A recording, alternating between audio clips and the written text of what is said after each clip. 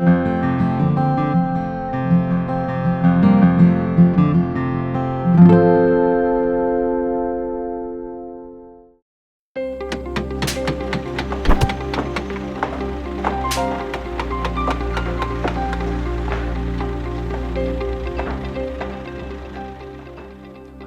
my name's Mark. I'm one of the pastors here at Trillium. I think it was a couple months ago when we did a video tour of the Access Trillium building project. And at the time, when I was showing you the spaces, it was all abstract in the sense I was telling you what was going to happen. Well, a couple months later, we're able to show you the building project in sort of midstream. And you can see the pretty much radical change of the space. And I'm really excited about what we're up to. Now, we're in the Waterloo Street access point. There's the red door on the outside. On the original video, we walked in the doorway. It's actually quite cold out today, so we're not going to do that.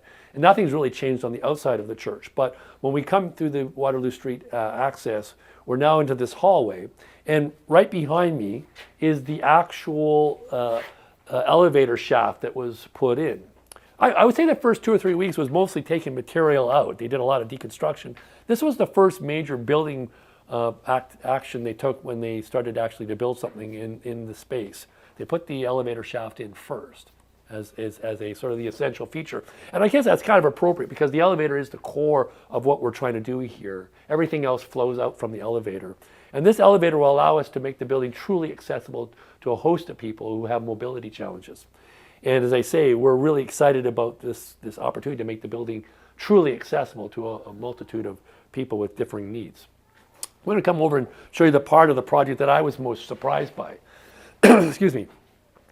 We had planned to put stairs in, and all us who are involved in the building project understood that this was a pretty radical change to the building, that it was going to promote mobility through the space. But I have to tell you, even understanding how this project was going to work, I'm just amazed by both how it looks and the openness of the space that it creates, and just the amazing flow through the building that having these stairways both down and up into the pink room. So we're talking about down into the basement and up into the pink room.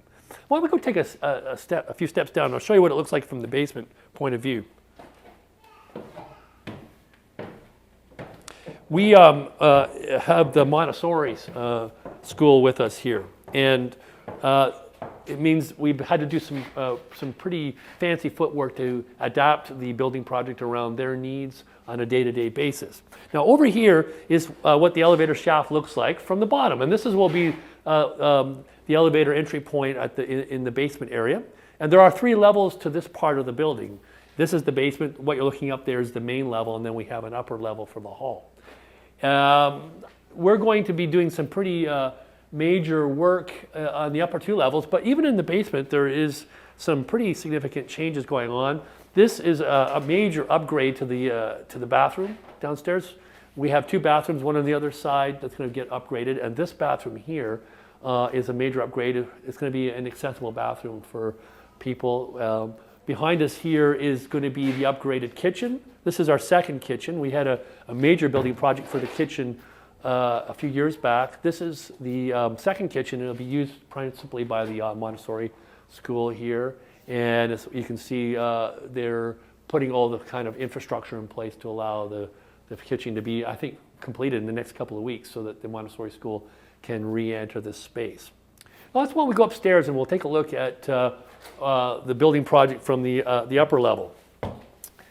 As I say, the movement through the space created by the stairway has surprised me in a pretty major way about how the flow of the building has been substantially changed by how we are able to move through the space. So one of the things that I really like as well is that there's just this openness. I like that more open feeling rather than closed in little rooms. We have this open space here.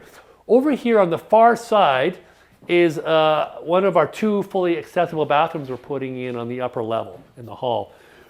Trillium has always been bathroom starved, I would say. I think most people would agree that we don't have enough bathrooms to take care of the needs of people. So at church events, at concerts, at funerals, we tend to be a little on the bathroom sparse side. And this is going to change this completely. We're going to have 2 fully accessible bathrooms. Over here you can see the elevator shaft from the upper level.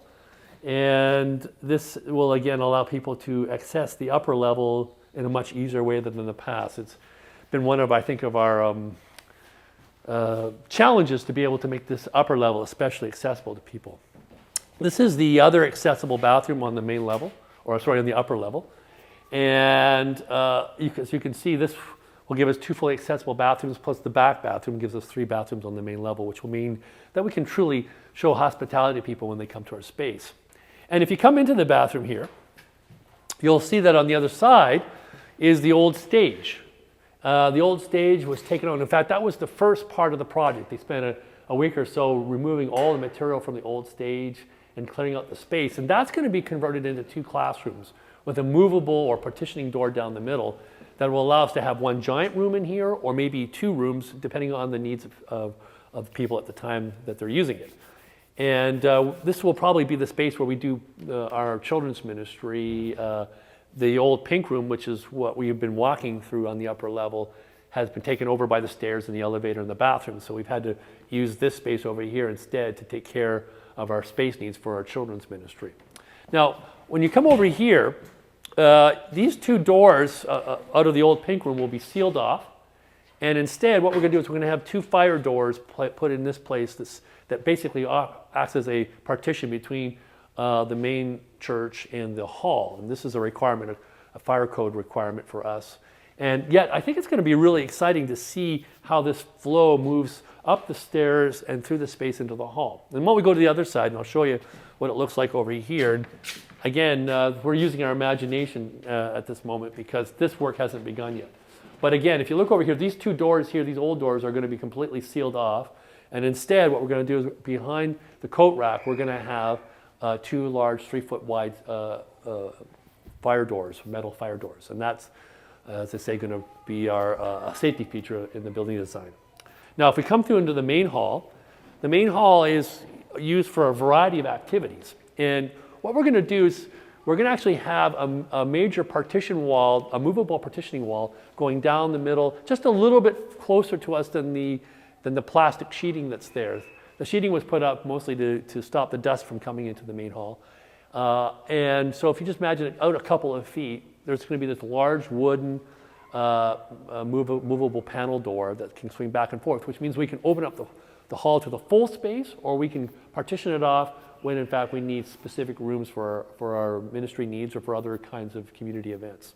So let's just take a peek into the plastic sheeting, and we can take a look through here, and you can get a view of it from this angle. And again, roughly down the middle, there's going to be a partitioning wall that can be moved back and forth. So we could have 1 large space, or we could have 2 rooms, or even move both partitioning doors out, and we could have 1 large hall. And so this is where we're at right now in the project. There's one other facet of the project on the other side. We're going to be expanding and making the rear stairways more accessible and making the Trillium room a truly meeting room by putting in an extra hallway and closing off it from the stairway. And it's a long story, I won't go into it. It hasn't begun yet. It's probably the easiest part of the project. It'll be, I imagine, the last thing to get done here. Beyond that, I'm really delighted that you've had a chance to spend time with me walking through the space. I imagine in another month or so, maybe 6 weeks, even 2 months, we'll put up a final video showing what the building project looks when it's completed. And I'm very excited to think about the space when it's fully functional. We see it in its sort of midstream effect. When in another couple months we'll have it in its final form, and boy, that will be a video of joy. Until then, I hope you have a really blessed time. Go in peace.